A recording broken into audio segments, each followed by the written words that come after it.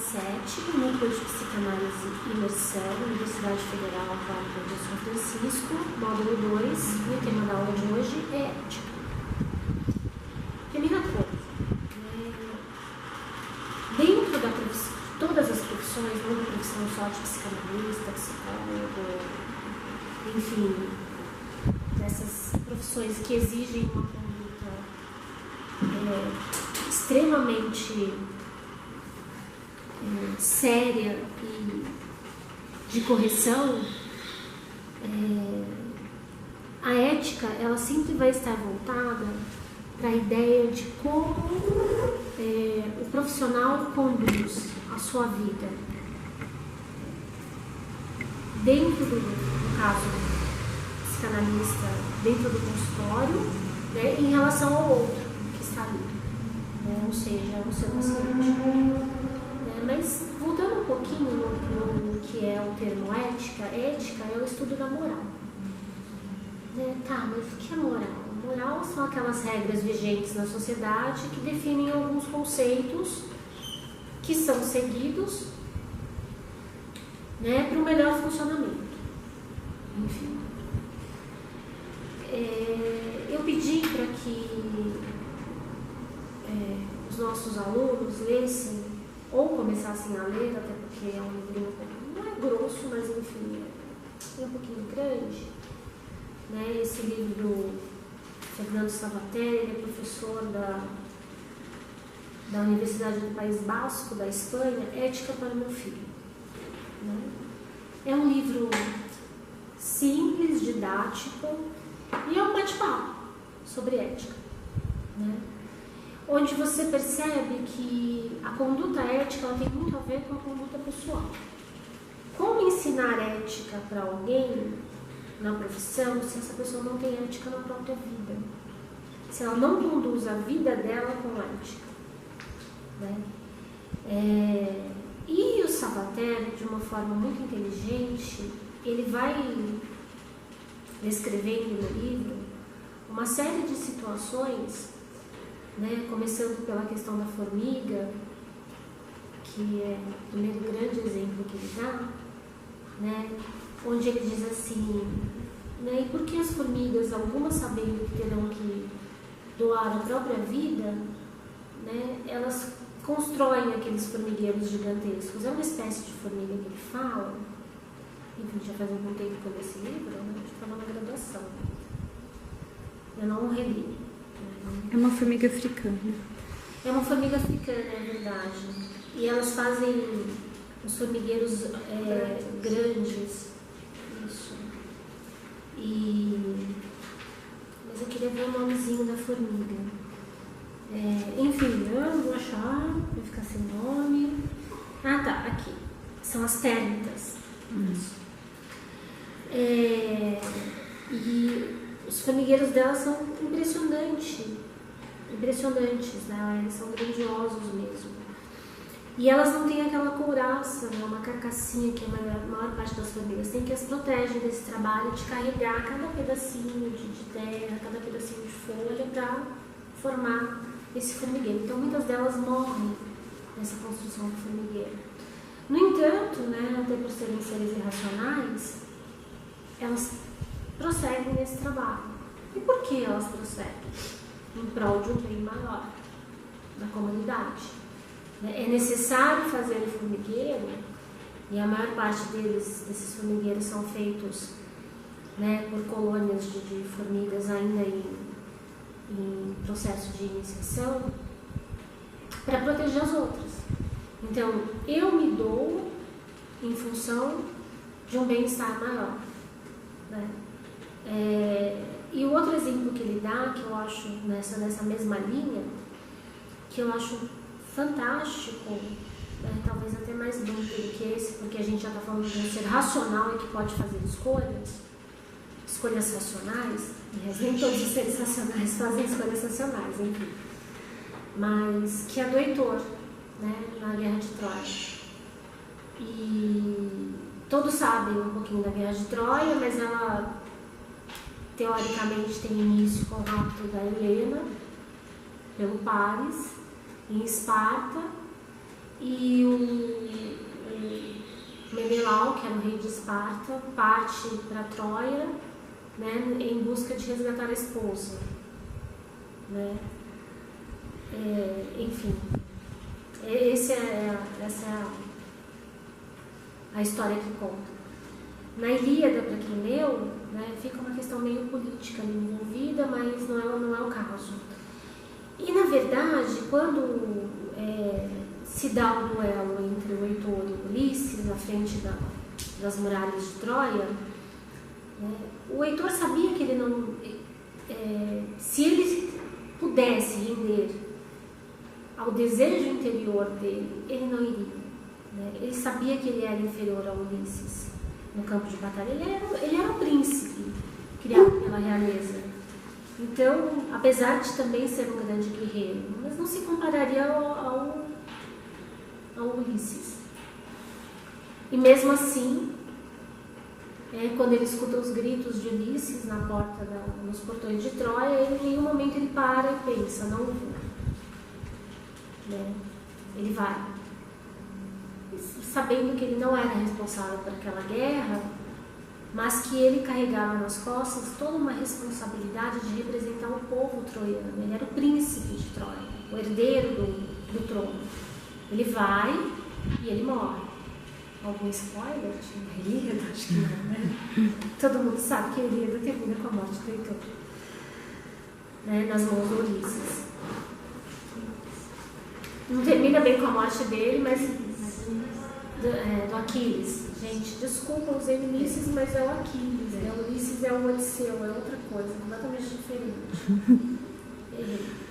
Foi um erro foi um ato falho. Eu acho que eu queria que fosse o Ulisses, porque o Ulisses ele sacaneia, na verdade, Troia. Aliás, acho que o exemplo da falta de ética é o Ulisses, né? Porque ele jogava dos dois lados na guerra de Troia. E todo mundo sabe então que o Heitor morre nas mãos do Aquiles. Mas não é bem assim que termina, não. Termina um pouquinho depois, né? Porque o Príamo vai até a barraca do Aquiles. E mais uma vez a gente tem uma outra condição ética aí. Ele era o rei de Troia, Príamo, pai de Aquiles. E o Aquiles ele não respeita uma tradição na época que era de devolver o corpo para a família, para que eles pudessem queimar e colocar as moedas nos olhos, para que aquelas moedas servissem de pagamento para o barqueiro, né, que levava o morto no rio que conduzia ao Hades, né, senão a alma ficaria penando pelo mundo. E o Príamo vai até a tenda do Aquiles e ele se ajoelha diante do assassino do filho, beija as mãos dele e pede o corpo. Tá. Talvez ele não precisasse fazer aquilo. Talvez o Heitor sequer precisasse descer, né, do alto das muralhas de Troia para se defender e aceitar o desafio do Ulisses. Ulisses de novo, olha outro ato falho. Nossa, eu tô com muita raiva do Ulisses, provavelmente. Não que eu não tenha do Aquiles, né? Do Aquiles. E sabendo que ele ia morrer e deixar o filho e a esposa, não matar o filhinho deles. Mas existia nele uma consciência ética, né, que dizia: você tem que ir, você não tem escolha, você não pode se render agora ao seu desejo de fazer o que você quer, porque atrás de você, né, tem toda uma representação de uma cidade, né, que vê na figura do príncipe o seu defensor. Então, por uma questão ética, ele se coloca como mártir na guerra de Troia. E ele, sim, na minha opinião, é o grande herói da história da Ilíada, né? Não só o herói, aquele herói capa-espada, não, mas o herói ético. Em nenhum momento ele parou para pensar em não vou. Eu vou. Eu tenho que fazer.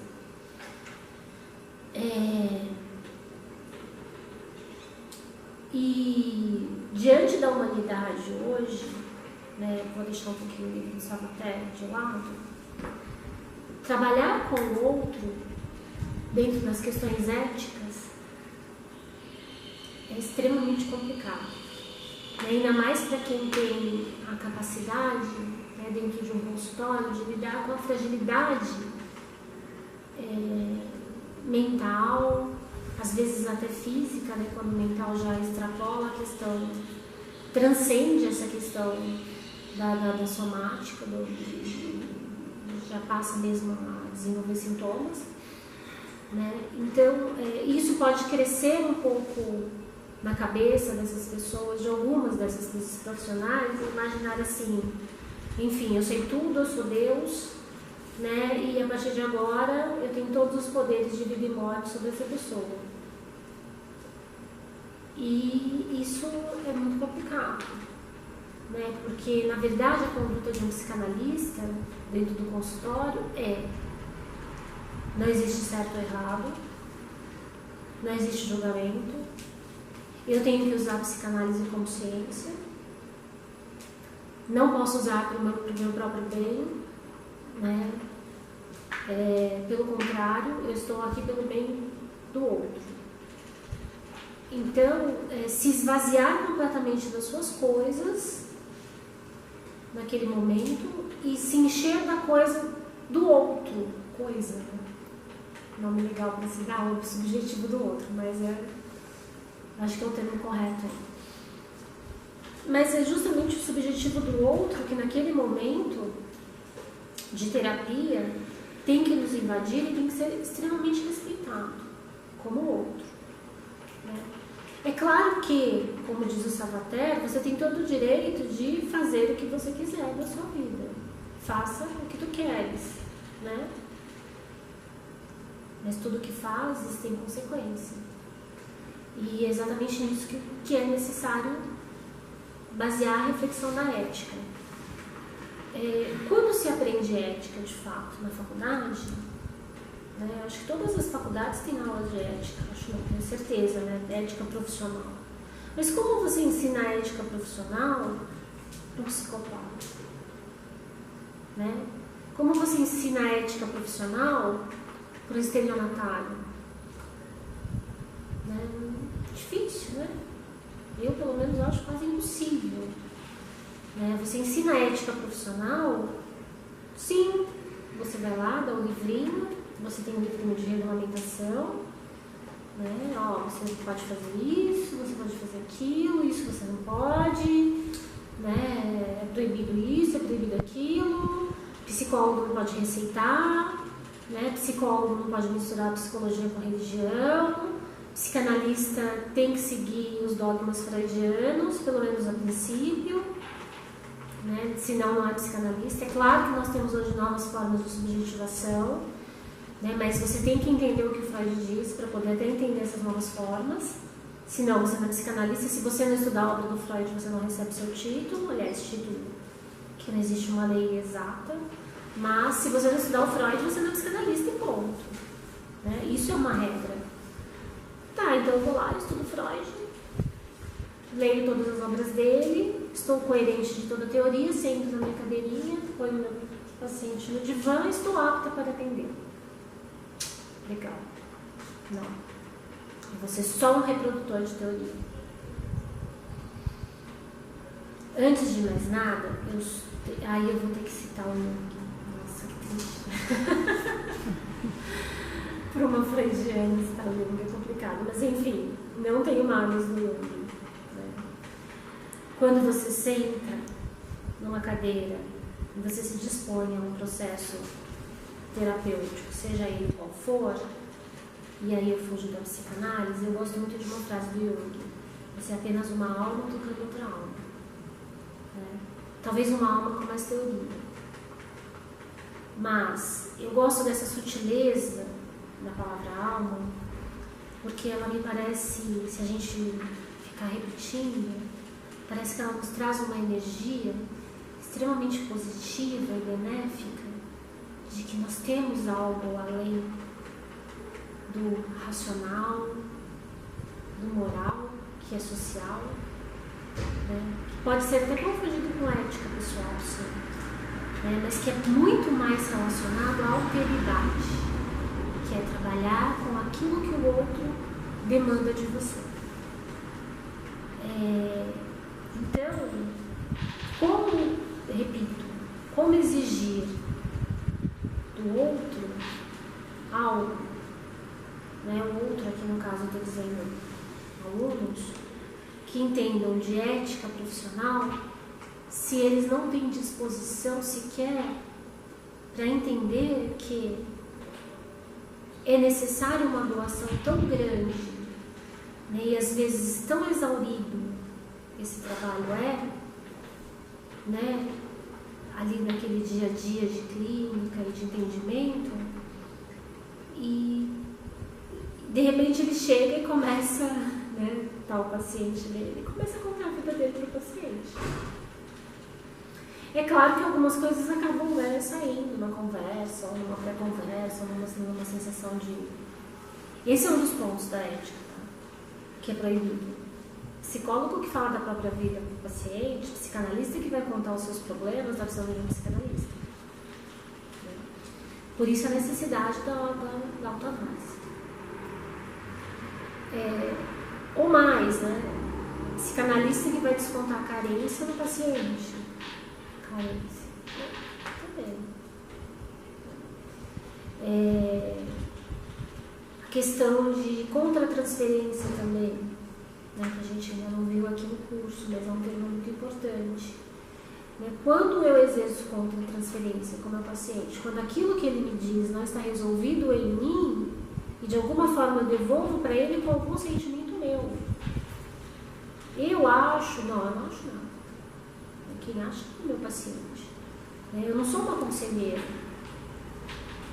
Eu sou alguém que estou ali, às vezes, para esclarecer algumas dúvidas, porque a pessoa não foi capaz de ver todos os caminhos. E às vezes você pode mostrar que ela não é capaz de ver todos os caminhos. É claro que não podem faltar alguns puxões de orelha que você dá no paciente, enfim.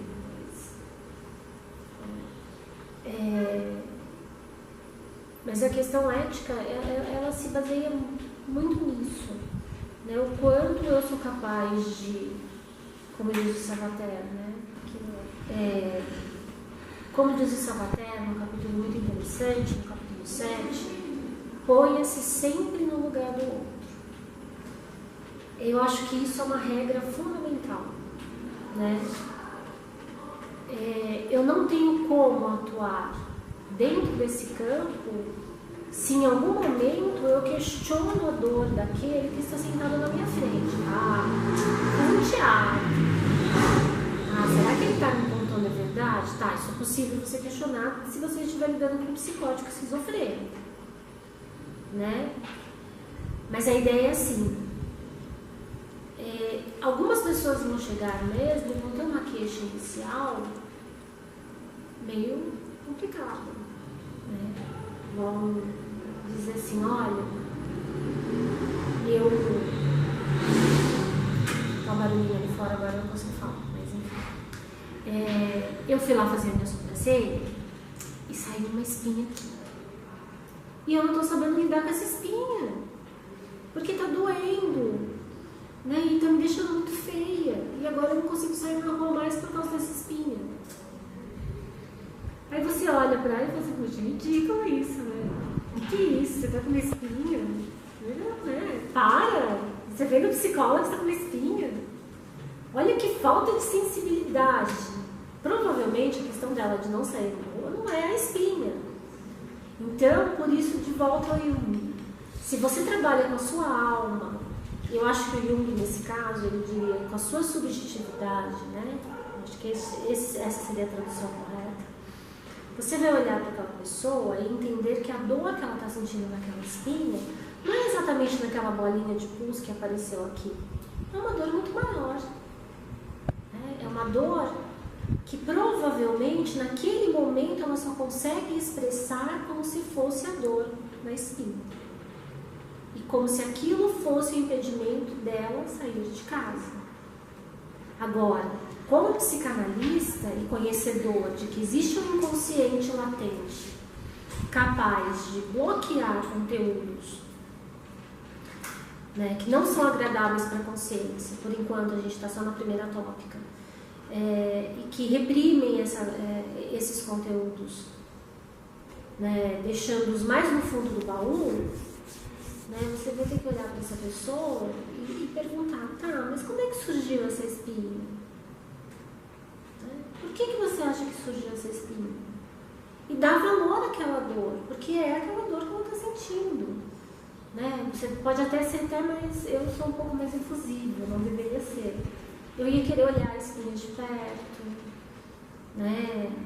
Talvez eu falasse para ela que ela podia usar um cremezinho para melhorar a aparência, uma maquiagem. Claro que seria uma contenção de angústia, né? No entanto, seria uma forma de valorizar aquela dor, né? De mostrar para ela que eu me importo. Porque o que ela já aquele primeiro pensamento, que ridículo, não sai de casa com uma espinha, ela já deve ter ouvido um dos seis condom da casa dela.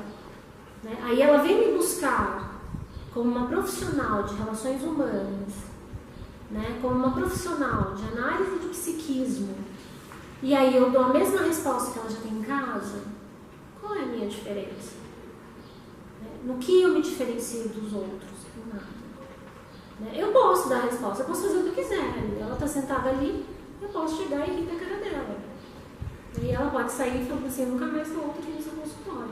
É um problema meu, a minha ética é um problema meu, completamente meu. Né? Então, se é um problema meu, eu tenho que cuidar dela, não é o outro. Então, não é lendo um manual de ética gigantesco que, de fato, eu vou aprender a ser ético. Né? Talvez esse livrinho de Sabater ensine mais a gente a ser ético do que realmente os manuais de ética. Aqui também ele faz algumas divisões de ética, eu acho, que é a ética autoritária. Enfim, tem algumas divisões aí. Né? Mas aí já é uma coisa bem filosófica mesmo, sociológica, que cabem muito mais um estudo mais aprofundado, né? Para quem quiser ler o livro, eu acho muito interessante, acho que seria até meio que obrigatório para que vocês lessem, né? Para poder entender os vários tipos de ética que existem. Mas não é exatamente aquilo que nos interessa. O que nos interessa mais nesse livro é como ele coloca essa questão, né? Da liberdade que nós temos, né? E o uso que nós fazemos dessa liberdade, né? Da liberdade de viver, quer dizer, tudo posso, tudo, né? Mas o que me convém de fato, né? E quem decide o que me convém? A sociedade, a minha profissão, os meus pais. Nas novas formas de subjetivação, a gente pode continuar culpando os pais, ou a gente pode partir para uma ideia de que eu sou responsável pelo que é decidido para mim. O difícil se eu sou responsável pelo que eu decido para mim, eu tenho que arcar com a consequência. E quanta gente tem medo de arcar com a consequência do que decide. Por isso, talvez hoje essa profissão de técnico de relação humana, técnico de compreensão de psiquismo, esteja ganhando tanto espaço. Porque a cada vez mais as pessoas elas se sentem muito perdidas nesse mundo. E eu acho que a questão principal reside nesse sentimento de falta de ética. Não na falta de ética política, isso já é esperado, na falta de ética social, mas na falta de ética pessoal, no quanto as pessoas não sabem tratar umas às outras e o quanto isso começa mais cedo, como você vê hoje crianças se maltratando. Eu tive um exemplo numa sessão de uma paciente minha que é professora de inglês numa escola em Cambuí. E ela disse que ela pegou uma turma de crianças de 6 anos. 6 anos. E ela falou que é a pior turma que ela tem, porque ela não consegue dominar as crianças de 6 anos. E nessa hora, como nós somos muito conhecidas, ela já está 2 anos em terapia, em análise comigo, Eu virei e falei assim, eu não acredito que eu tô ouvindo isso, né? Dei risada. Aí ela falou, você tá dando risada? Você não sabe o que eles fizeram. Aí eu fiquei pensando, claro, na minha análise, né, como é que essas crianças são tratadas em casa, né? Porque ela falou assim que elas pegavam e faziam guerras de apostila. E aí a apostila tem essa coisinha de ferro. E aí numa das guerrinhas de apostila, uma criança, o ferrinho que saiu e se cortou e começou a sangrar.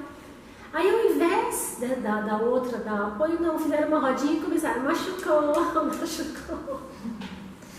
Aí eu falei assim, não é possível, né? E eu estava justamente dando uma relida no Safater, né, que é um dos meus livros mais cultuados para essa questão, né, quando eu tenho alguma questão para pendente pessoal ou mesmo profissional.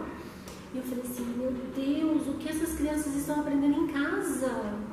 Né? Porque pensa, a outra se machucou, sangrando, né? E quer dizer, cadê a solidariedade? Aí eu pensei assim, na minha época, quer dizer, alguns anos atrás, poucos, provavelmente todo mundo ia cair no choro, junto com a criança, né? Ou todo mundo ia correr. Não, eles fizeram uma rodinha e nem as professoras conseguiam passar para pegar o menininho que estava escorrendo sangue. Para vocês perceberem que talvez em casa a própria agressividade ou ausência de afeto desses pais já produz crianças de 6 anos que não têm noção nenhuma do que é compaixão pelo seu próximo. Né? E eu falo compaixão no termo mais positivo, não tem nenhum tipo de ironia ou alguma coisa assim. Né? Eu pensei justamente nisso, enquanto ela estava me dizendo, eu dei aquela atenção flutuante básica da psicanálise, que você sabe que não dá para pegar tudo que o paciente fala, e me veio isso à cabeça. Eu pensei justamente nos pais dessas crianças, né? Como deve ser o tratamento, ou então eles devem ser espancados todos os dias, o que também não é nada ético, né? E é o que eles levam para a escola. Toda criança tem um microcosmos dentro de si que ele repete em todos os lugares que ele vai. Isso a gente vai ver com a Melanie Klein depois. Né? E a escola é o principal local que eles repetem esse microcosmos da casa, né? Essas relações que eles estabelecem com figura materna e paterna. Então, se ele está repetindo aquilo com o coleguinha, eu imagino em casa como deve ser a situação. Bom, não quero nem imaginar. Enfim, eu só imaginei, mas foi uma fantasia rápida que foi embora e continuei na sessão de terapia com a minha paciente super fofa. Coitada, fiquei com dó dela de fato. Né? E aí também a gente vendo algumas notícias, né, no jornal, saindo da infância, indo para a adolescência, né, questão que eram coisas que impensáveis na nossa época de escola, na minha época, vou falar minha, né? Tem gente bem novinha aqui, né? De aluno de desrespeitar a professora, né? Aquela coisa de desrespeitar, responder, jogar caneta, né? Enfim, a gente vê que coisas mudaram na nossa sociedade e não foi para melhor, né? E eu não estou falando de uma coisa contextual, eu estou falando de uma coisa conjuntural, né? Porque é fácil dizer assim, porque são crianças que são pobres. Não, isso é uma coisa que acontece em todos os lugares, né?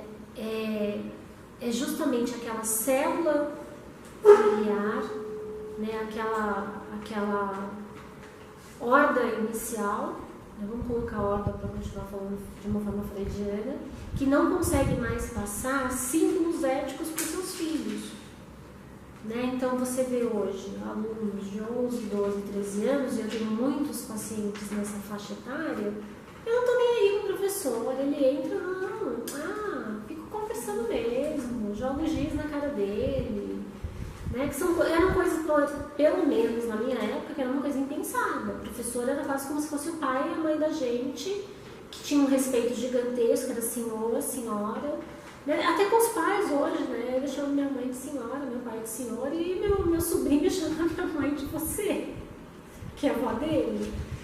Não, os tempos mudaram, né? Não sei se para melhor ou para pior. Enfim, não é uma questão de ser careta, não é uma questão de conceito moral. Para a gente começar a perceber, né, que essa linha da ética, né, é muito tênue, porque ela também vai se construindo conforme a sociedade vai mudando. A sociedade, ela é um todo em movimento, né? Um todo constante que vai sempre ganhando tentáculos e vai se arrastando para um crescimento. E a ética junto com ela. Mas não a ética de profissões, a ética de cada um. Aquilo que você aprende dentro de casa, né? Aquilo que você leva como princípios, né? É a mesma ideia. Com quem será que de fato, tá, e aí eu não estou defendendo ninguém ou acusando ninguém, que uma pessoa se torna cleptomaníaca? Apesar da cleptomania ser considerada uma perversão. O que será que essa pessoa vê dentro da casa dela? Né? Então, são questões, claro que nós não temos uma resposta correta, porque quando a gente fala em questão de inconsciente, tudo é muito possível e impossível ao mesmo tempo, é uma dialética. Mas a gente começa sim a ter algumas visões ou subvisões, né, que é uma coisa meio embaçada, turva, a respeito do que realmente acontece na vida de algumas pessoas para que elas desenvolvam determinadas psicopatologias, né? Não é à toa, por exemplo, que isso é fato, né, que uma pessoa se torne um alcoólico, né, que uma pessoa se torne um agressor, né, e isso tem muito a ver com a ética. Por que eu bato? Por que eu agrido? Por que eu violento? E eu não estou falando de violência sexual, né, estou falando de todos os tipos de violência, inclusive a violência psicológica. Porque em algum momento eu passei por situações assim, né? Provavelmente, então, eu vou repetir, porque foi assim que eu aprendi. Foi dessa forma que me ensinaram. E o ser humano aprende de que forma? Né? Repetindo. E o afeto é a mesma coisa. Se eu não tenho afeto, provavelmente eu não recebi. Se eu não sei abraçar, eu nunca fui abraçado. Se eu não tenho ética, provavelmente nunca agiram de forma ética comigo. Né? E provavelmente, se eu não tenho ética pessoal, eu não vou agir diferente na minha profissão. Né? Muito pelo contrário. Eu vou agir sempre num sentido muito pessoal, levando em consideração só o desejo do meu ego, né? E o meu próprio prazer. E aí, né, coitado do paciente que está exposto a uma situação dessas, né? Onde, na verdade, nem a teoria aí, por mais inteligente que seja essa pessoa, por mais capaz que ela seja de absorver teoria, vai contar, pelo contrário, né? Vai ser apenas mais uma arma, mais uma metralhadora na mão de quem não tem ética. Existem algumas questões aí que são passíveis de punição, né? Mesmo para o psicanalista que não tem um órgão de fiscalização, no caso, como tem o psicólogo, que é o conselho de psicologia, né? No entanto, eu acho que existe um órgão de fiscalização muito, muito presente, que são os próprios pacientes dele, né? Do profissional. Né? Existem algumas coisas que são colocadas até mesmo pelo próprio Freud, né? Como é a conduta, né? Que ideias de respeito ao paciente, né? Não se envolver emocionalmente com nenhum paciente,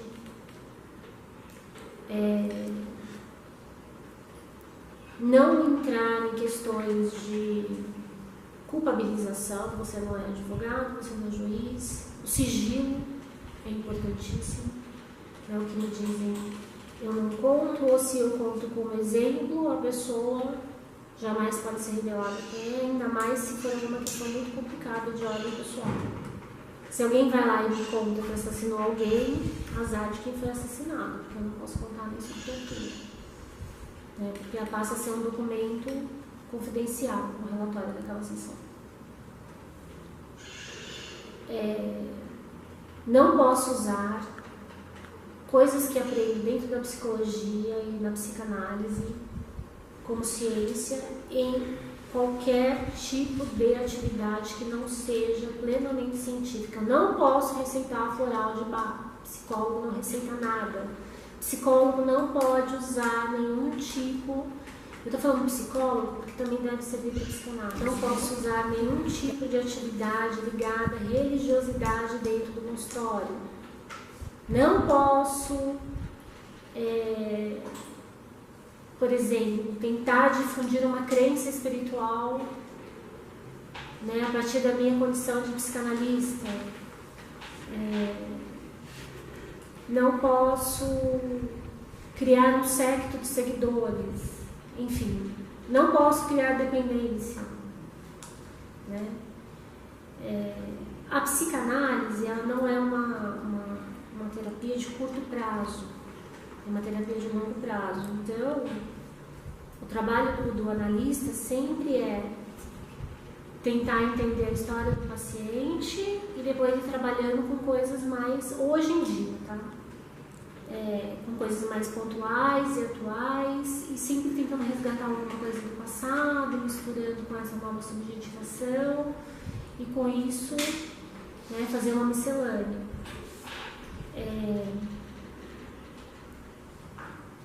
E por aí vai. Né? Tem algumas coisas no setting de psicanálise também que são importantes, como o uso do divã, mas também não é obrigatório mais, né? Porque alguns pacientes são muito resistentes. Você não precisa obrigar o seu paciente a usar o divã, né? Algumas outras coisas são importantes, por exemplo, a forma de vestir do psicólogo não é tão radical quanto o psicanalista, né? O psicanalista ele tem que ser muito discreto na forma dele se vestir. Isso é muito importante. Você não é o personagem principal da análise, é o seu paciente. Então, comporte-se como um coadjuvante. Porque é assim que você... E se você for, são os créditos finais como alguém que está ali. Né? O Freud mesmo dizia, né? Ele fazia algumas coisas. É claro que a gente está falando de uma ortodoxia aí muito freudiana. Ele tinha... No armário dele, ele usava ternos cinzas, né? Então, ele só tinha ternos cinzas. Todos os ternos dele eram iguais, porque ele dizia que nem a roupa podia ser mudada, para você ver como é que as coisas mudavam. Hoje a ideia é, o quanto mais simples você for, né, quanto menos você mudar o seu visual, né, melhor, porque você não pode ser uma imagem muito forte para o seu paciente. Você tem que ser uma imagem de alguém simples que está ali, né. Uma outra coisa, algumas clínicas, elas tentam obrigar o profissional, né, psicólogo, psicanalista, a usar jaleco. Isso também não é interessante. Né? Nós não temos que misturar a prática psicanalítica com a prática médica. Nós somos cientistas humanos, nós não somos cientistas biológicos. Nós vamos tirar sangue de ninguém, não vamos dar injeção em ninguém. Então, evitar mesmo de fazer essa confusão. Né? Por aí, eu acho que aí também vai muito do bom senso, né, do paciente. Do paciente não, perdão, do analista. Eu tenho algumas regras minhas muito particulares, que é a ideia de não trabalhar de maquiagem, né? Sempre usar uma roupa simples, uma blusa, uma calça, uma rasteirinha. Né? Nunca usar joias espalhafatosas, brincos grandes, o cabelo sempre preso, né? Até às vezes eu vou com o cabelo solto, mas com arquinhos, nossa, o cabelo tá grande, tá preso, enfim. Né? Por quê? Justamente para não despertar sentimentos, né? Para não criar nenhum tipo de sentimento diferenciado no paciente. Não, eu não sou importante, não. Importante é o meu paciente. Né? E algumas outras coisas que envolvem a ética também, a ideia de que não é que você não exista no momento de terapia, de análise, você existe, mas você tem que entrar como um saco vazio. Né? Um saco vazio disposto a ser depositário do que o seu paciente vai te trazer. Então, naqueles 45 minutos, que é a hora clínica da psicanálise, uma psicanálise tradicional, né? O Lacan ele podia fazer em 5 ou em 5 horas. O Bill ele tem até 1h30, mas a psicanálise tradicional são 45 minutos. Naqueles momentos, as suas questões jamais podem ser colocadas ali.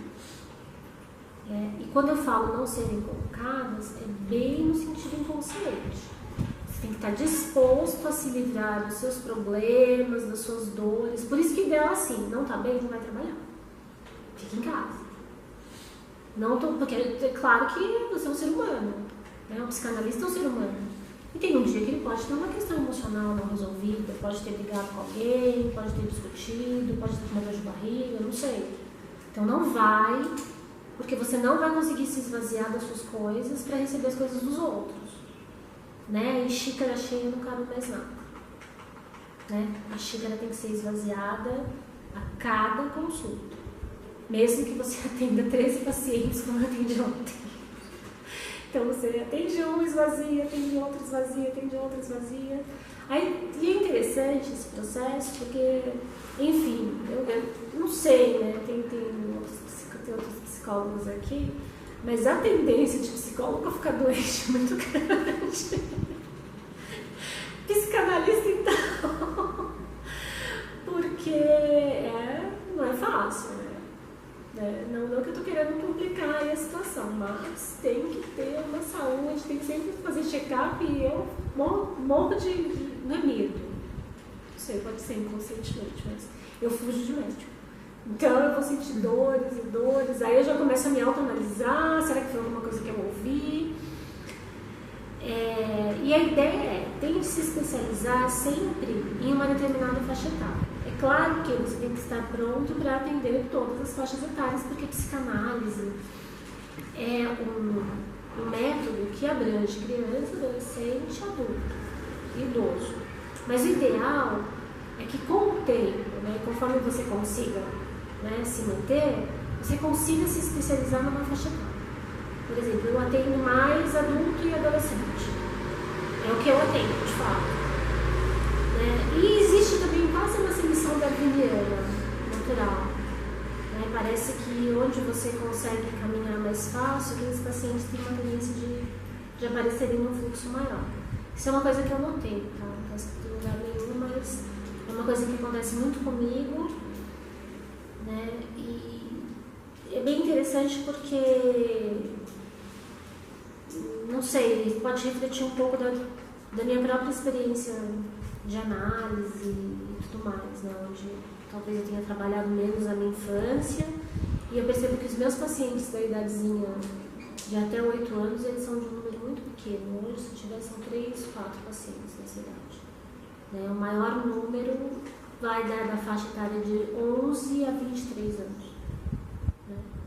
E depois até 35. Não tem pessoas tão mais velhas, nem tão crianças. Enfim, eu acho que é uma espécie de seleção natural mesmo.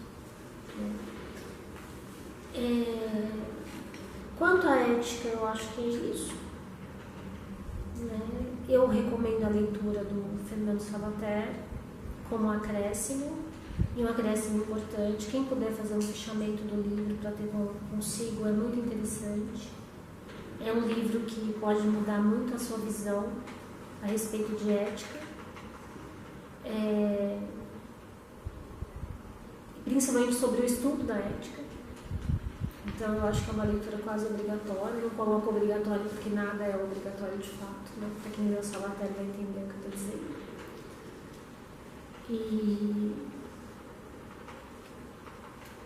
E que fica a dica, né? Tenha ética na sua vida para que realmente a sua profissão possa fluir, né? Cuide da sua vida bem, né? Porque a sua profissão já estará bem cuidada.